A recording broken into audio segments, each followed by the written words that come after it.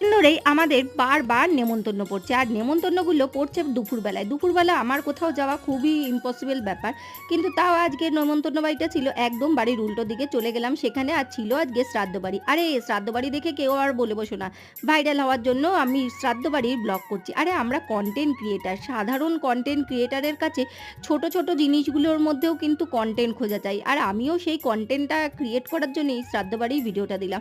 তা যাই হোক, গল্পগুজব করে চলে এসেছি খেতে। আর শ্রাদ্ধ বাড়ি মানেই তো আমাদের চিঁড়ে দই, সেটার পরই কিন্তু ছিল লাল শাক ভাজা, ঘি, শুক্তো, এগুলো তো মাছ, শ্রাদ্ধ বাড়ি মানে এগুলো থাকবে। তারপরে ছিল ডাল, ঝুরি আলু ভাজা, তারপরে ছিল পটল চিংড়ি, আর এর পরেই চলে আসলো দারুণ স্বাদের কাতলা মাছ, আর তারপরে তো চাটনি পাঁপড় মাছ।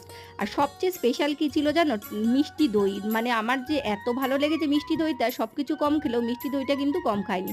তারপরে রসগোল্লা, লটচমচম সব খেয়ে হাত ধুয়ে আর তারপর জোয়ান নিয়ে বাড়ির পথে রওনা